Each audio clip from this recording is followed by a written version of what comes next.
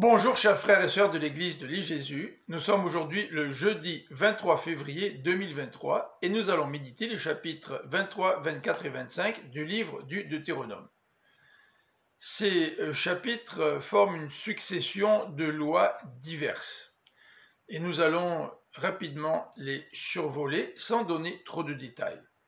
Le chapitre 23 commence par parler de ceux qui ne seront pas admis dans l'assemblée de l'Éternel. Ensuite, il parle de la nécessité d'avoir des campements militaires propres, ainsi que du droit d'asile accordé aux esclaves étrangers. Moïse recommande aussi qu'au sein du peuple, il n'y ait pas de prostitution sacrée, que ce soit un homme ou une femme qui voudrait se prostituer. Lorsqu'un Israélite prêtera à son compatriote, il prêtera de l'argent sans intérêt. Lorsqu'il fera un vœu, il l'accomplira.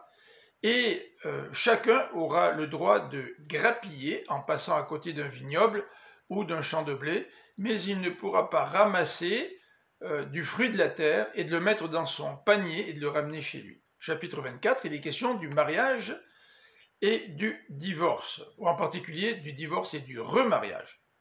La loi veut empêcher les répudiations faciles et protéger la femme. Un homme qui viendra de se marier sera dispensé du service militaire pendant 1 an. En ce qui a trait au gage, on ne prendra pas en gage les moyens d'existence de quelqu'un. Et pour protéger les plus démunis, ce n'est pas le prêteur qui choisira le gage, ce sera l'emprunteur. Si le gage est un manteau, eh bien le prêteur le remettra à la personne qui l'aura mis en gage pour qu'il puisse dormir au chaud la nuit. Et on ne prendra pas comme gage le manteau d'une veuve. La traite de personnes sera inacceptable.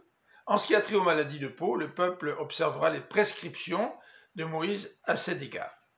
Concernant les ouvriers journaliers, ils devront recevoir le salaire de leur travail à la fin de la journée. Chacun paiera pour son propre péché. Les parents ne paieront pas pour la faute des enfants, ni les enfants pour celle de leurs parents.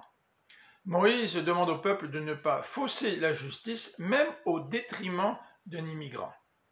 Lorsque tu moissonneras ton champ, ou que tu récolteras des olives, ou que tu vendangeras, ne nettoie pas le sol, mais laisse du produit de la terre pour les immigrés, la veuve et l'orphelin.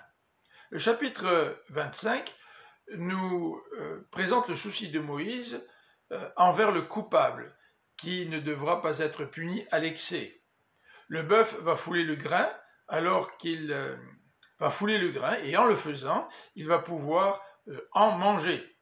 Si un homme meurt avant d'avoir un fils, son frère devra lui assurer une descendance en prenant la veuve comme femme. Puisque les organes sexuels permettent la procréation, une femme ne pourra pas défendre son mari qui se bat contre un homme en empoignant les organes sexuels de celui qui combat avec son mari. Les poids et les mesures resteront justes, et Moïse termine ce chapitre 25 en parlant des Amalécites qui mériteront d'être détruits, car à la sortie d'Égypte, ils ont attaqué les éclopés qui marchaient à l'arrière du peuple d'Israël. Voilà pour ces diverses lois, que le Seigneur vous bénisse. À demain.